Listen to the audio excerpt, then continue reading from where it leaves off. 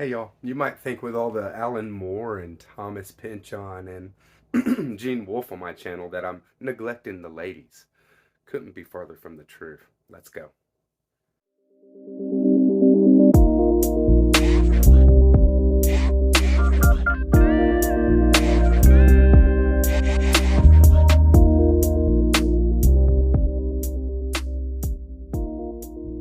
Hey y'all, Noah, everyone who reads It Must Converses the channel, thanks for coming back by. This year has been an awesome year for reading women. I did not plan that. It just kind of happened. But I am planning to focus on the end of the year a little bit in 2022, an awesome women reading year. So I'll start off with like what I've read this year, because some of it I haven't created content on, what I'm reading now and very close, and then what I'm reading um, until the end of the year. It's gonna be epic. This is an awesome stack in front of me, and it all starts off with Flannery O'Connor. I read The Violent Bear It Away, the first book that I read this year, did it with a group. It was an awesome read. Haven't put on any content on it yet because I have such a deep relationship with this book and the characters that I have real big ideas. We'll see if I can make it happen. But when I do put out Flannery O'Connor Violent Bear It Away content, it's gonna be great. Um, I'm gonna try to do a really good job of it and get deep into the type of character that Flannery O'Connor brings. But it's this Southern Gothic, right? I love this kind of stuff. So second read through the year, maybe I read Louise Erdrich next. Future Home of the Living God. This is an apocalyptic. It's a cool. The energy of this is very female because the main character is pregnant, and the main character is pregnant during the apocalypse, right? I mean, it's wild. I enjoyed it, didn't make any content on it, but perhaps will. Let me know if you like Louise Erdrich and what and whether you'd like to see some of that content, and maybe I'll focus on it and put together a video, whatever. I do have The Roundhouse, a gift from my friend Trish, and I'm gonna check it out. She liked it. She sent me this one, so that'll be my next Louise Erdrich.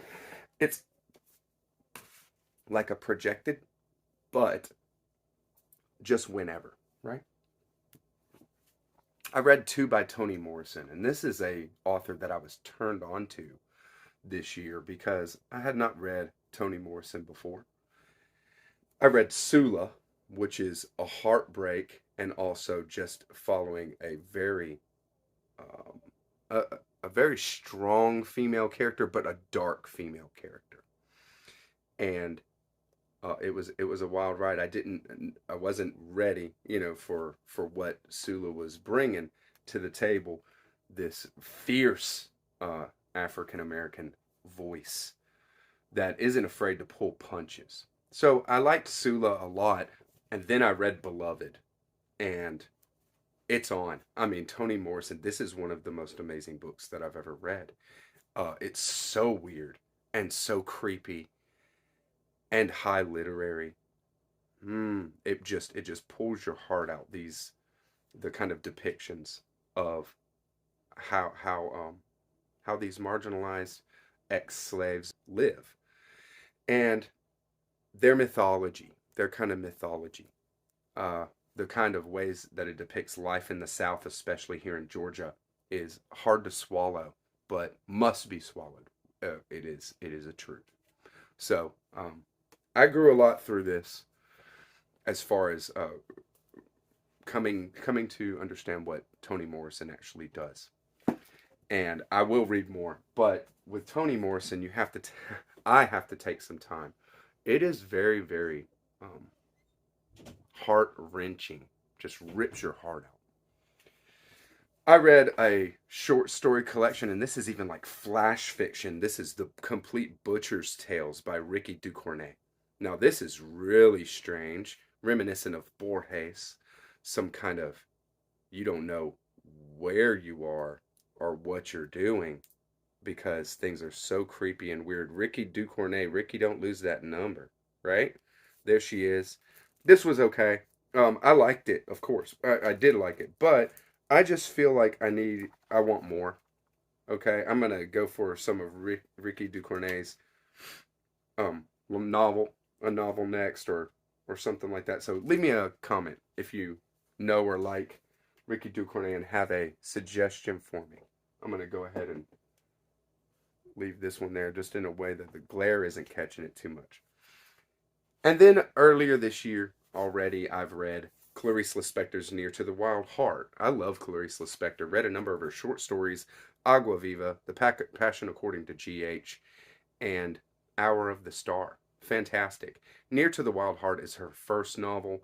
There will be some content coming out on this one soon because it's amazing. It's a coming of age, a Bildungsroman of a young girl actually becoming a complete goddess. Okay, like unchained, free, gloriously free.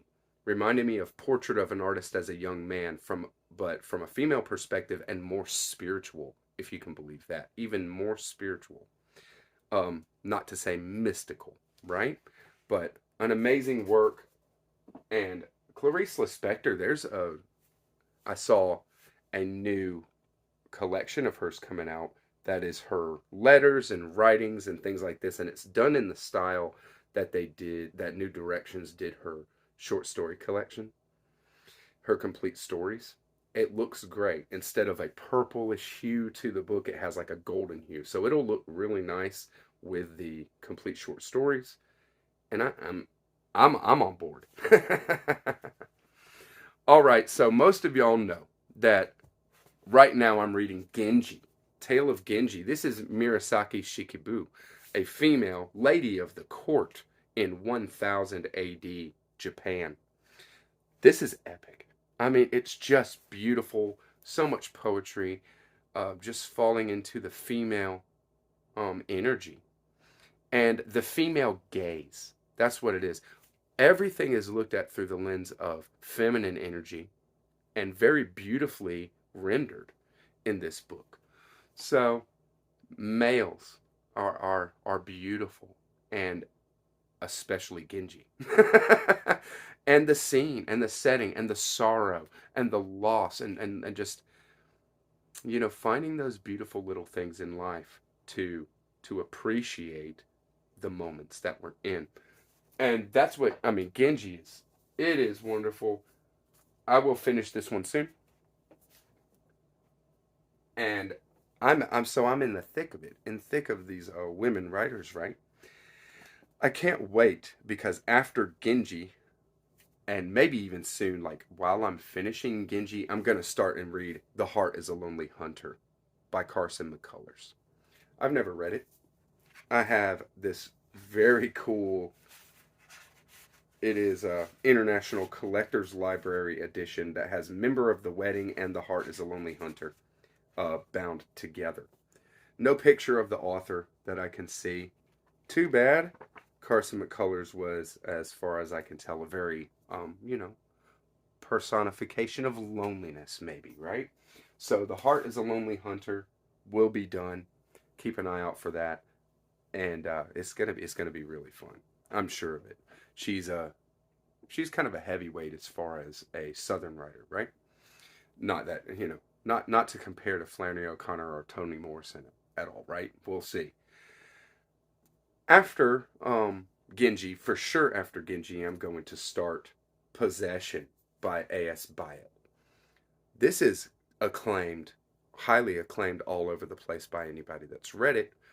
None less than my boy Jack over at Rambling Raconteur, who also pushed me to read Beloved. So I've been keeping an eye out for this one and actually just found this copy at the thrift store and was like, yes, I finally got it. And he said, I wouldn't mind rereading it. So this is a female postmodern love story, a postmodern romance. I can't wait to get into it. Of a female voice doing big postmodern experimental literature, right? Keep an eye out for that. And also, any of these things that I'm saying, please leave me a comment. What's interesting, what I should go for. You can, kind of help me out with my projected reading through the end of the year. But the big one is here. This is happening, and I've just said these that I'm saying right now are happening for sure. And what's coming ahead is a maybe, right? So this one is happening, and this is Miss Macintosh, My Darling. Miss Macintosh, My Darling is a giant maximalist, postmodern, experimental stream of consciousness.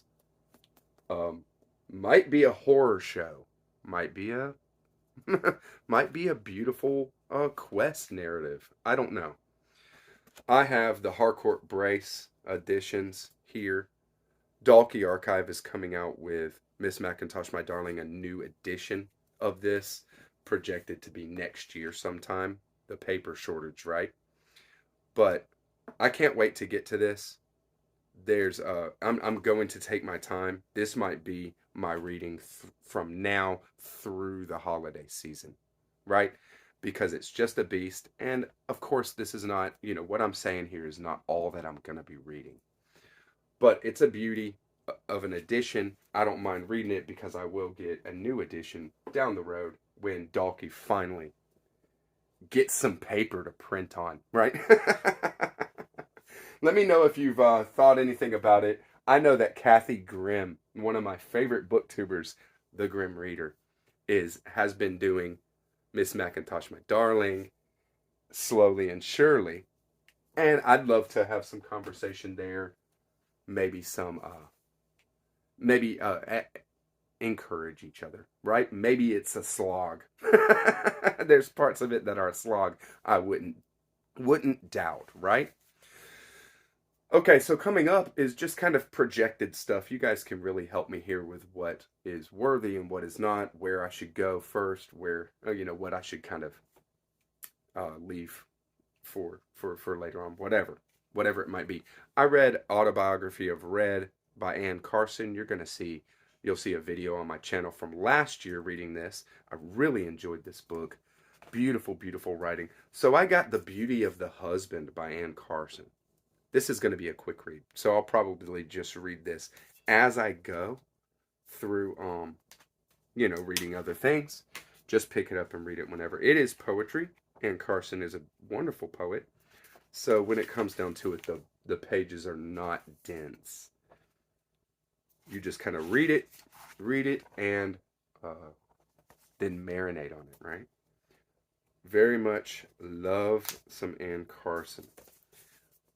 And then I, of course, thought, well, why not read another Virginia Woolf, right? To the Lighthouse I have not read. That's the big one that people talk about and love a lot that I haven't read. So I'm going to save it. What I want to go for is Orlando. I have this Wordsworth Classics Orlando. I'm just going to read through it at some point. That'll be my next Virginia Woolf.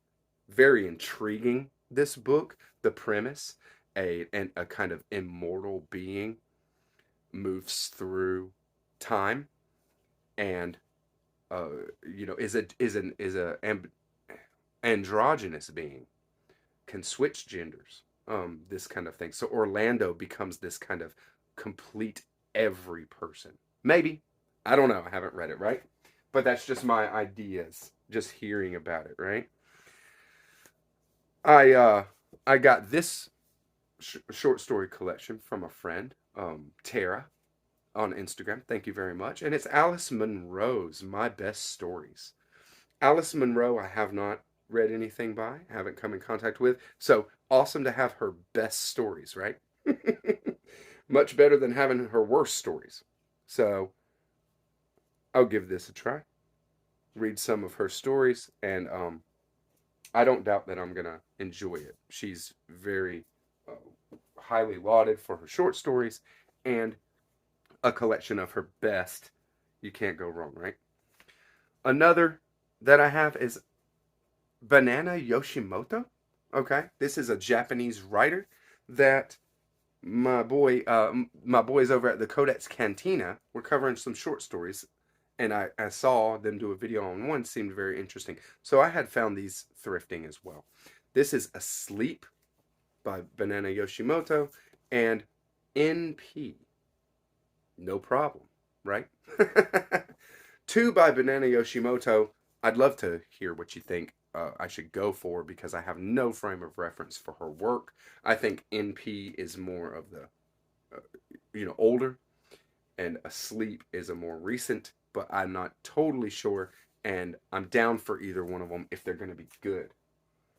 I really, I don't like to be disappointed with my reading, like most of us, right? I have a reading copy of the Life of Saint Teresa of Jesus, an autobiography. And Saint Teresa, I love the kind of mystical exploration from a Christian nun that is very rarefied ideas, not for, most people would read it and say, oh, well, this is impossible. It's impossible to do that, when it's not impossible to control yourself, right? It just seems impossible, especially nowadays. Well, one author that I really wish that I read more of, and I'll leave it with this one, is Edith Wharton. Edith Wharton is at the top of people's lists. The Age of Innocence, House of Mirth, Ethan Frome. These kind of things are at the top of people's lists as great books. You got to read them. And so I have House of Mirth. And I actually have a few more Edith Whartons. I have a short story collection, I believe, as well. And I have Age of Innocence, I believe. But House of Mirth is something that a friend of mine turned me onto years ago. And I grabbed this copy, little, Bantam classic. And so I want to read it. This will be on the docket at some point for my reading. I hope you guys enjoyed this video for the ladies, right? We're having some fun through the end of the year. It's going to be some big reading. I can't get away from the big books, am I right? But a postmodern maximalist fiction by a woman, I just can't say no. Let's go. Please leave me a comment, like, subscribe, let me know what you think about my projected, and wish me luck on getting through the Genji, and then on to, eventually, Miss Macintosh, my darling. Catch you on the next one, BookTube. Bye-bye.